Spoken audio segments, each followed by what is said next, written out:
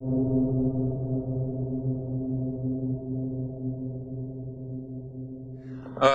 a conventional doctrine about the new era that's opening up before us.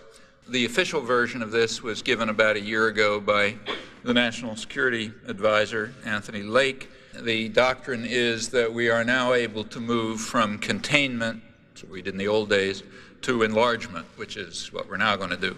In his words, throughout the Cold War, we contained a global threat to market democracies. Now we should seek to enlarge their reach with the evil empire out of the way. There's a position at Harvard called the Eaton Professorship of the Science of Government, now held by Samuel Huntington. He writes in a prestigious journal, International Security, that the United States must maintain its international primacy for the benefit of the world because, alone among nations, the national identity of the United States is defined by a set of universal political and economic values, liberty, democracy, equality, private property, and markets. Well, since that's a matter of definition, so the science of government teaches us, evidence is beside the point. So you don't waste time testing, doing experiments to find out if 2 and 2 is really equal to 4. And that's a kind of a useful conclusion, because if people don't understand it, they might be tempted to raise some rather disquieting questions. To pick just, say, the peak period of American liberalism, take, say, the Kennedy administration, and somebody might want to know just how the Kennedy administration was containing the global threat to market democracies when it prepared the overthrow of the parliamentary government of Brazil, installing a regime of killers and torturers, and setting off a plague of neo-Nazi national security states that spread over the hemisphere, always with firm U.S. support and, in fact, direct participation. And indeed, the actions were presented at the time as a great victory for democracy.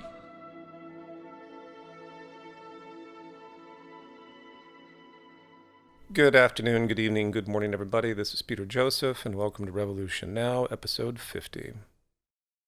The opening audio was Noam Chomsky from 1994, a few years after the fall of the Soviet Union, addressing the change in strategy, if you will, in order to firmly solidify capitalist supremacy on the planet and, by extension, supremacy of the United States.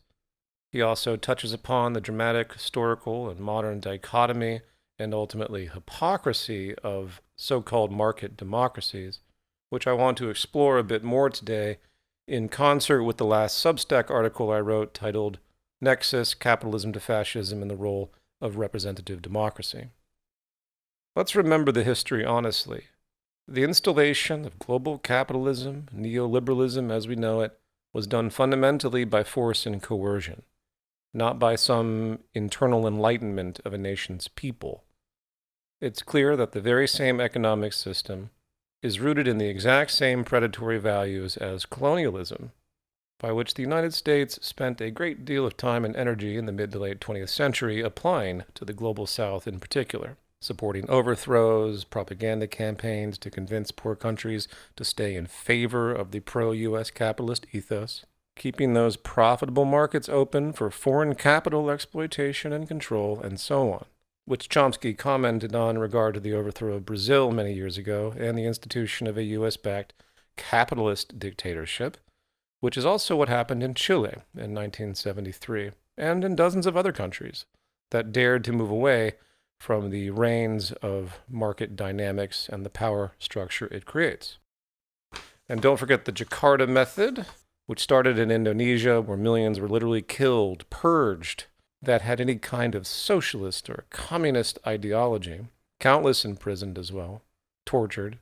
You know, people often speak about the oppression instituted by the USSR, which of course is true, but more focused on internal oppression, while on the other side, the United States took its form of oppression into the external, shutting down anything that might get in the way of capitalist hegemony. So that noted, what I'd like to do today is explore the obvious connection between markets and oppression, shedding the powerful mythology that still prevails today. So let's begin with the obvious, that a capitalist-rooted government is fundamentally a business-run government.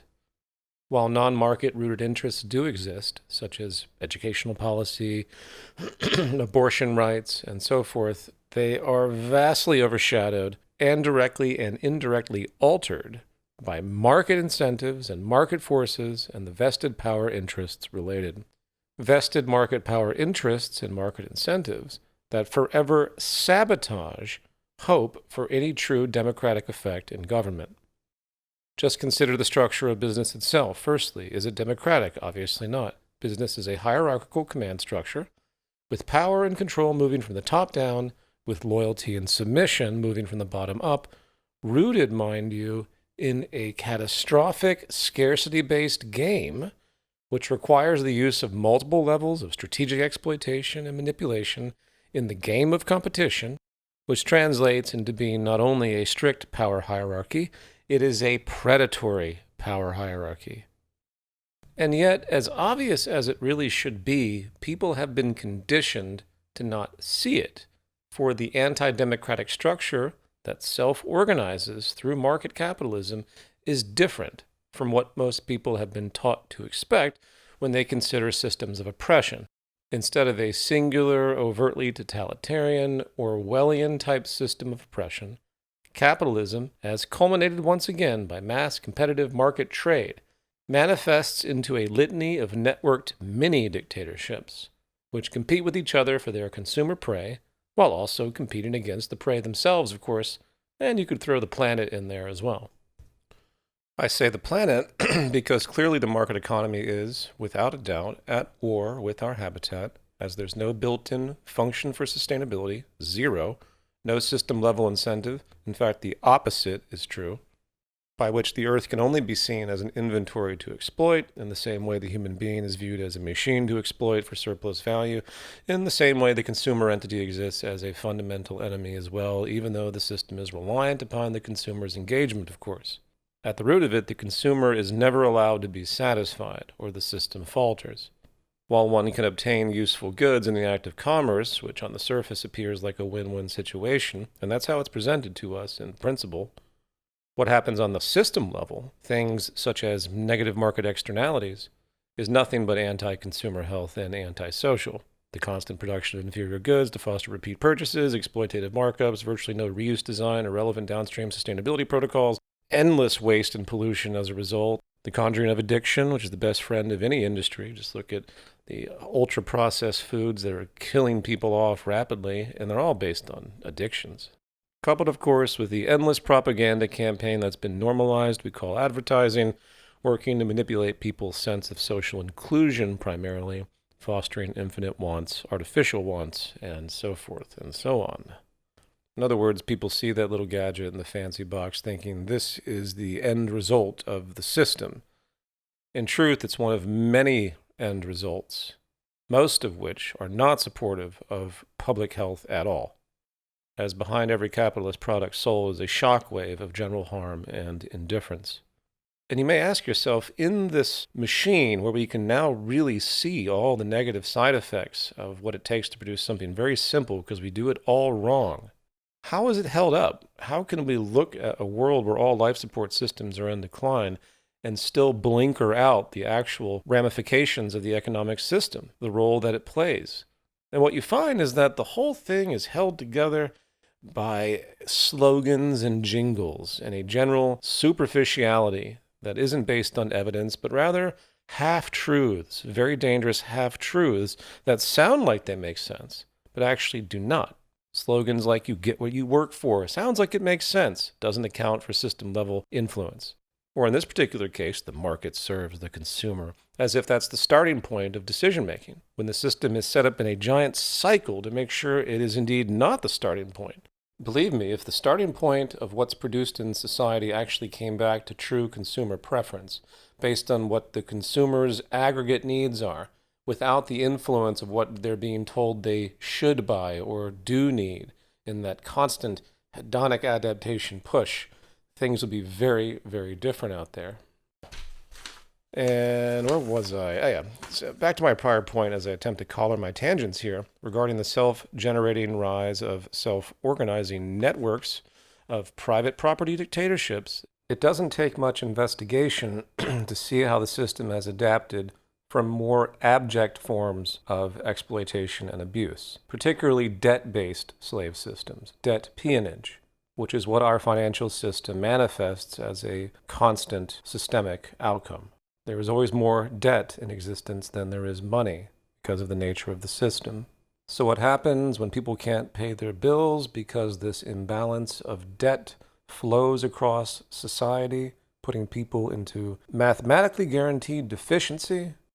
They become vulnerable and weak and hence subject to further exploitation by the system through the choice of private property dictatorships that are there to employ them. So you get to choose your slave owners in this system. That's the coveted illusion of choice, in fact. Hence this freedom we hear so much about in classical economic theory. The freedom to choose. Well, let's return to a more fundamental question here. What is the deeper meaning of democracy? Whatever methods aside, I define democracy as the intellectual will of a citizenry expressed through some process of assessment, so societal decisions are made based on the majority consensus in the end. Hence, democracy is faith in the collective awareness to do the right thing, dependent, of course, on things like education. In fact, while I'm at it, the same goes for free speech theory. The idea that with open speech and dialogue, the most probable truths of any given matter will eventually come to the surface, with false notions voted down, so to speak. And while established truths do come to the surface by such mechanisms, I find that people don't seem to put enough gravity on the fact that all it takes is a mass delusion, a cult-like mentality to emerge in a citizenry based on ignorance, fear, propaganda, where highly destructive, irrational ideas and conclusions arise, deranged consensus leading to deranged action. And I'll go one point further, because it's not just education, which is of course critical. There's also a dangerous kind of social psychology that we see, where the human nervous system tends to gravitate toward group acceptance. I won't go into detail, as I've talked about this before, and in my book, The New Human Rights Movement, but studies show that from many different angles, people have a tendency to conform. And not just through a kind of cultural or operant conditioning, but as a biological brain reaction, a general tendency. Plenty of people certainly don't want to rock the boat in their normal lives because their boss might find out they have disagreeable opinions and it might interfere with one's survival in the business structure, which is a very unfortunate corrective mechanism that keeps people in line in our society. Deviations from normality can have serious consequences to one's survival. In fact, there's a very clear-cut tendency for those that follow the Israeli-Palestinian conflict and the slow-motion genocide and ethnic cleansing and outrageous oppression, many decades in the making, Israel against Gaza and the West Bank. And people will sit back and say, oh, I disagree with that so much, but I can't say anything because my boss is identified with Israel and is Jewish, or my brother's sister is Jewish, and, I don't want to rock the boat. They don't want to create more inconvenience for themselves. And of course, you have to overcome that cowardice in general if you want to have any integrity in this life. So anyway, there's that. With the evolutionary baggage that I mentioned, a kind of evolutionary fitness where you want to keep tight with your local group. And it makes sense. If you lose the group protection, you don't want the group to abandon you. You need the support of the group for your own survival.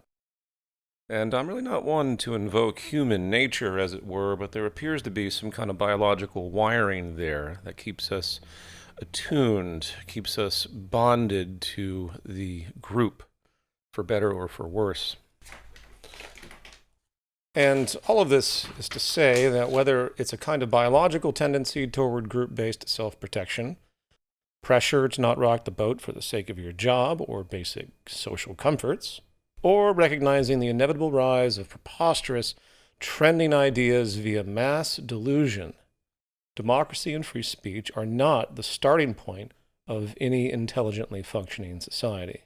relevant education and people learning critical thinking skills and learning the moral responsibility to be hyperconscious and move against those primitive tendencies bravely, move against any discomfort that you might agitate your local group, that is far more relevant as a starting point. And we don't have that in modern society, which helps explain why mass delusion is the norm, not the exception. A false zeitgeist held together by slogans, jingles, and overarching mythology once again, from billions believing in invisible entities that guide their lives, to the modern irrational consensus that the economy that dominates the world today is actually sustainable or moral. Now, moving on, one thing I want to add to this system of market-rooted oppression and anti-democracy, which rests at the core of the cognitive dissonance out there, is the direct involvement of money itself in the political structure. And it doesn't take much to recognize that if you seek a democratic social system based on equality of influence, the very moment money is utilized is the very moment the entire concept of democratic equality flies out the window. Get money out of politics, people cry. And the naivety is just baffling. In fact, let's put this into context of all the things we've touched upon so far in this section. It's bad enough people don't see the morphine of government into the very structure of business year after year, the structure of private property business dictatorships, which is the ultimate attractor here. It is what the pure business and hence fascist mindsets, even though they won't admit it to themselves, wish to see, in fact, as the governing mechanism of society, a long-standing gravitation which is ramping up right now in the United States and the world, which I'll talk about at the end of this podcast. Likewise, it's bad enough people don't see the inherent violent warfare built into this thing due to the contrived system of scarcity, and hence scarcity exploitation, which leads to marginalization, oppression, deficiency, and so on for the majority of the population, as a consequence of scarcity-induced economic competition. And it's also bad enough people can't understand that the business world they submit to every day is little more than an outgrowth of the debt, peonage, exploitation systems of the past. But the modern world's college of private property dictatorships linked by trade into a single network, ultimately, which is well ready to receive and financially exploit and make money off of all of those that are in current financial deficiency, which is the vast majority at all times, for many reasons, in fact, not just inevitable debt. But to add insult to injury in this list, people also draw lines that don't exist when it comes to what is universally condemned as a problem in politics, the vested interference of money. And they do so without reflecting on the reality that this is just how the world functions in every other arena, and why would it be different in this context? Buying and selling is what makes the world move in the current economy, and the naivety to think that somehow this central, sacrosanct mechanism would be off limits in the realm of government is nothing but irrational, especially when you understand business as a system of power, markets as a culminating system of power. It produces power structure. Now, could you legislate against all that? Of course, we hear about it all the time. Again, get money out of politics. Some politicians attempt to do just that. Does it work? Well, of course not. The people in power are the ones that benefit the most. The political class is ultimately defined by business people. Yeah, there's lots of lawyers in there, but they're just business people too. So why would the rich and powerful business class, political class defined by business, not carry forward the very mechanisms that made them rich and powerful to begin with? Yes, we do live in a market democracy. That is the phrase we often hear. And the secret meaning of that phrase isn't what people are taught. It's the fact that, yeah, the market will determine what the democratic outcomes are, with the democratic mechanism being the use of money and influence. Buying and selling, once again, in the same way the market arrives at the production of a hairdryer. And you can't have it any other way if market economics is the foundation of the social system, as unfortunately we have throughout the world today.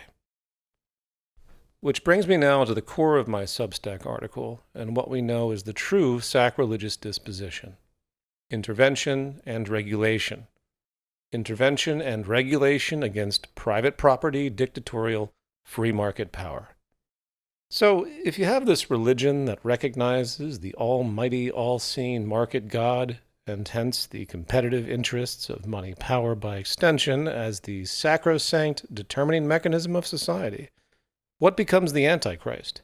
Well, that would naturally be anything that moves against the market god, hindering its purity and beauty and its natural self-organization and self-regulation. And where does that sacrilegious intervention and regulation occur? Well, under the umbrella of the administrative state, as we call it, which in turn makes the administrative state, and hence government itself, the enemy of the market god.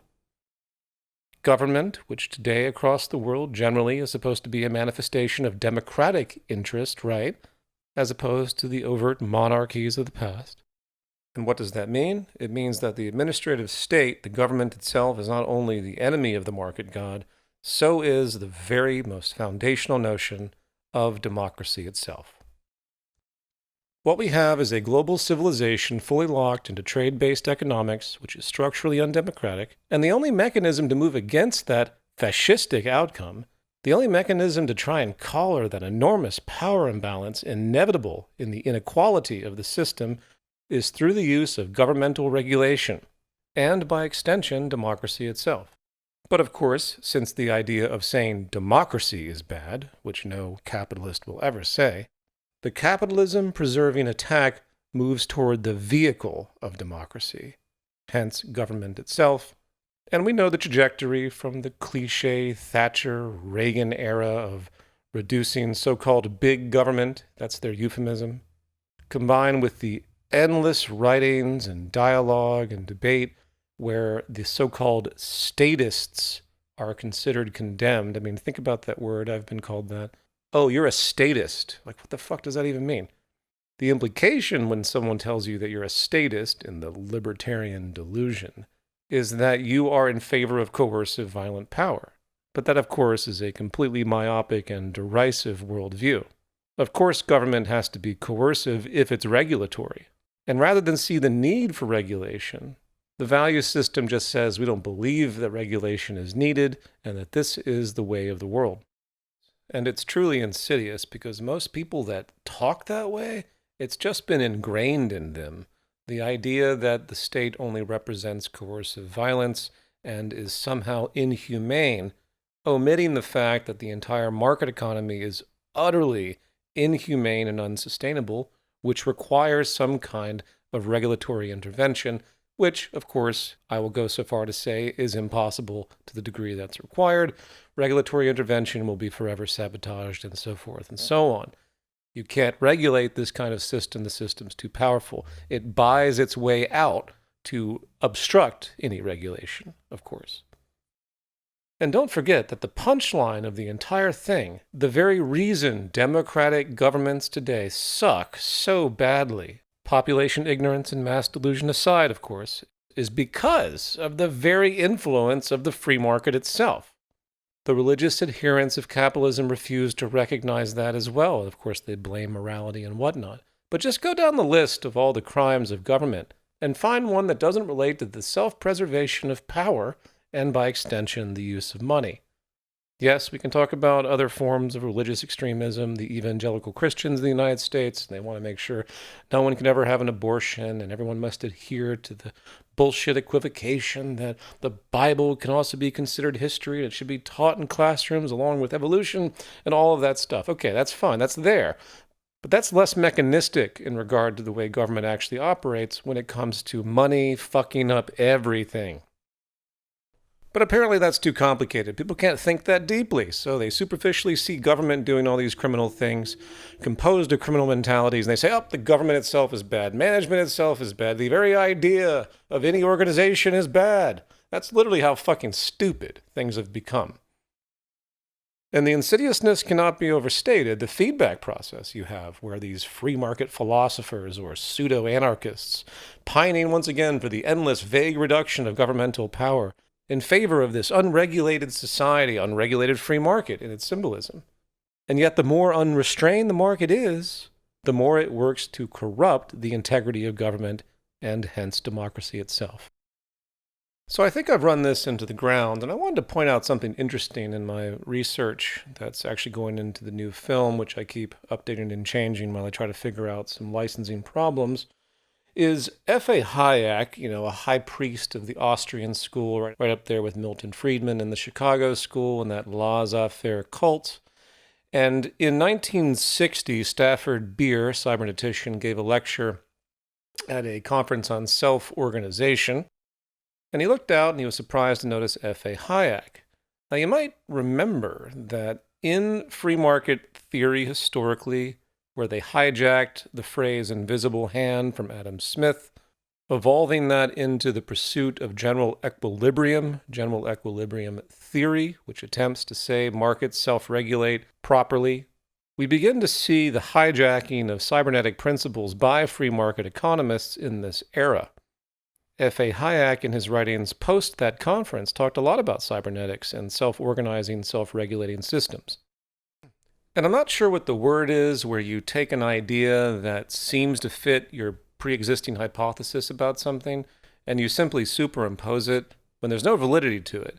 You say, well, this describes what I want to believe about this system, so I'm just going to declare that it does. F.A. Hayek's writings linked back in its ambition to the work of Ludwig von Mises, who talked about the price mechanism, and only through competitive trade and price can economic complexity be understood.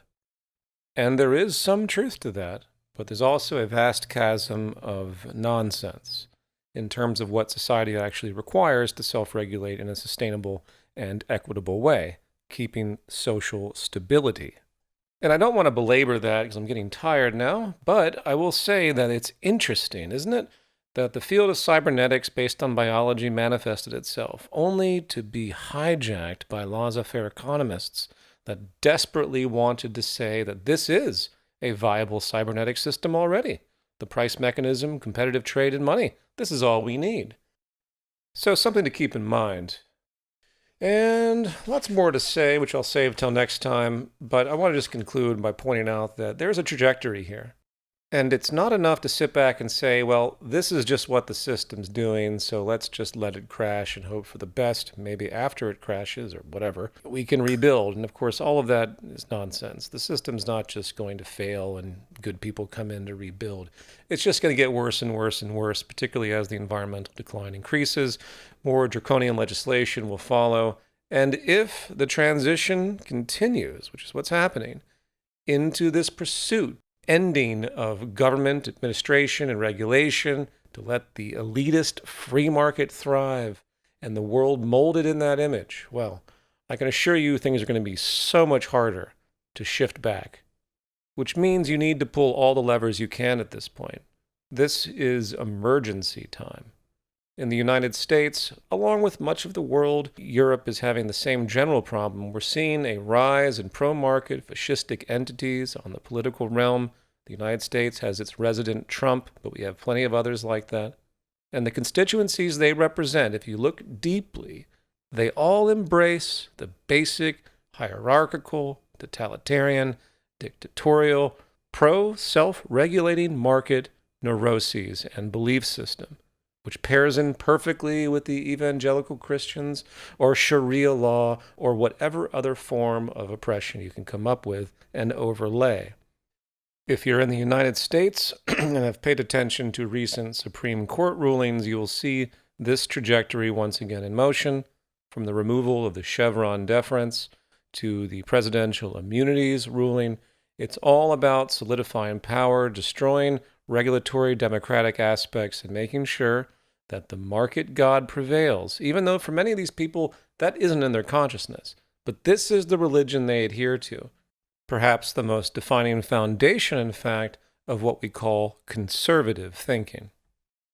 And if you're one of those progressively minded people that's convinced themselves, half rightly, that it doesn't matter who you vote for, it doesn't matter if you participate in the system, it doesn't matter if you protest, keep in mind that it's not that cut and dry.